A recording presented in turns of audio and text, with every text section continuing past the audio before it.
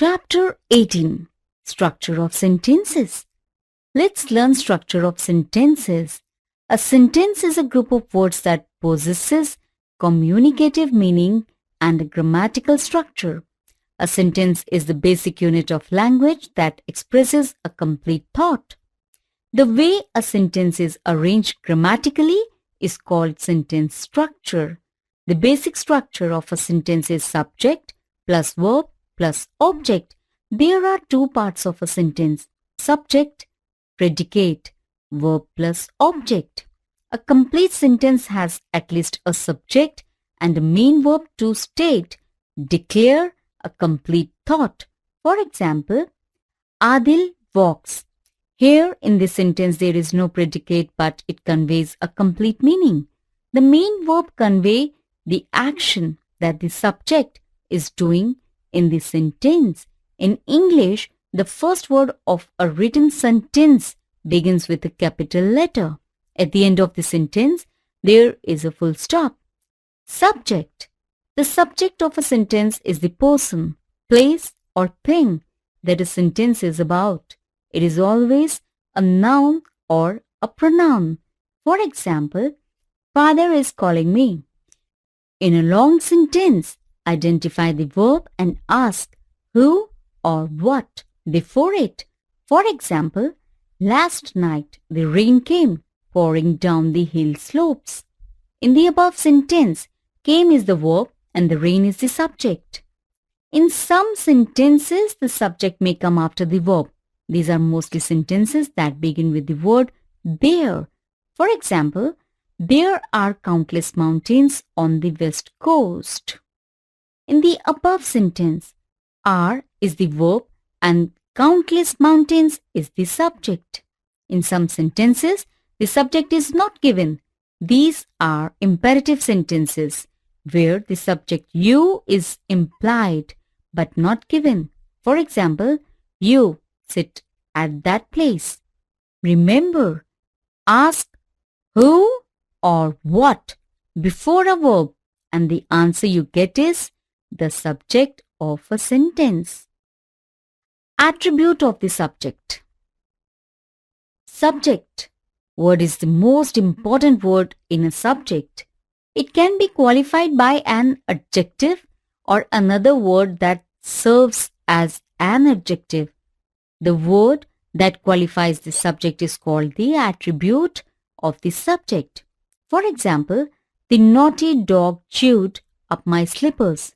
In the above sentence, chewed is the verb, dog is the subject, and naughty is the attribute. The attribute of subject can be an article, an adjective, a possessive noun, or a possessive adjective. Attribute. Sentences. Article. The children play basketball. Adjective. Young children play basketball. Possessive noun. Neighbors' children play basketball. Possessive adjective. Their children play basketball.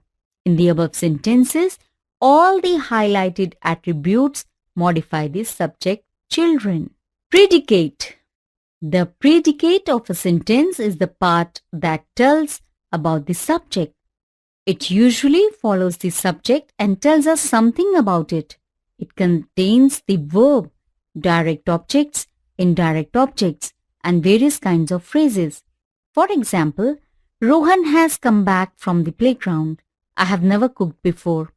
In the above sentences, the highlighted groups of words are predicates. A predicate can be a single word, the verb. For example, Arjun smiled. A predicate can be a group of words made up of a main verb along with a helping verb. For example, Arjun is going to recite. A predicate can be complete verb phrase. For example, we shall make merry. Extension of the predicate. Just as a subject word can be qualified by an adjective or another word that serves as an adjective, the verb in the predicate can also be extended or modified by an adverb or another word that serves as an adverb. The word that modifies the verb in a predicate is called the extension of the predicate. For example, the soldiers fought bravely. In the above sentence, soldiers is the subject, fought is the verb, and bravely is the extension of the predicate. The extension of predicate can be an adverb phrase, a participle, or an infinitive. Extension, adverb, sentence, Shweta sings sweetly. Adverb phrase, Rahul and John walked side by side. Participle, she went away smiling. Infinitive, he decided to go. In the above sentences, all the highlighted words, phrases modify verbs in the predicates. Object. An object is usually a noun that appears in the predicate of a sentence. It refers to something or someone related to the action of the verb. For example, Linda threw the hammer. In the above sentence, threw is the verb and hammer is the object. Attribute of the object. Transitive verbs need an object to make complete sense.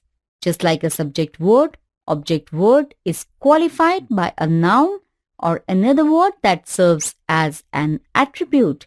For example, she plucked red roses. In the above sentences, she is the subject, plucked is the verb, red is the attribute, and roses is the object.